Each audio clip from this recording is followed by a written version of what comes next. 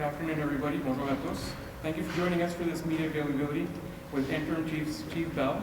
Joining us are Deputy Commissioner Chris Parkins from the OPP and the RCMP. Bolstering our resources, developing clear plans, and preparing to take action.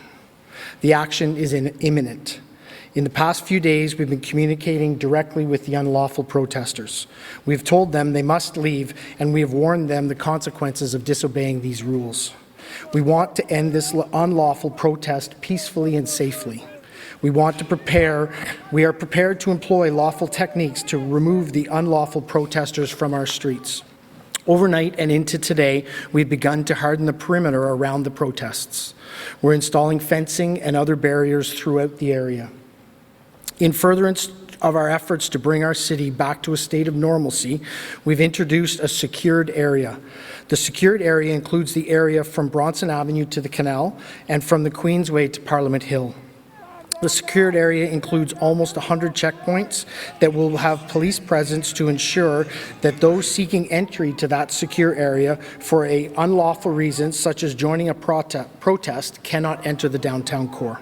As we continue to increase our actions, we will be communicating them directly to the public.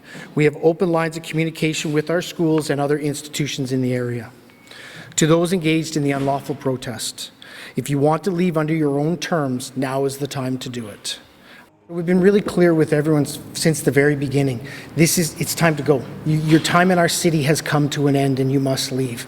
We've engaged in interactions with the protesters to attempt to persuade, negotiate with them to leave the footprint of our area. We will continue to do that. But what I can tell you is we have a deliberate plan of action to take in order to make sure that our streets are turned back to our residents and our community is turned back to normal. I can't place any timelines on when it will ultimately culminate. I can tell you it will be a very different picture in the downtown core this weekend than it has been from the previous 3 weekends.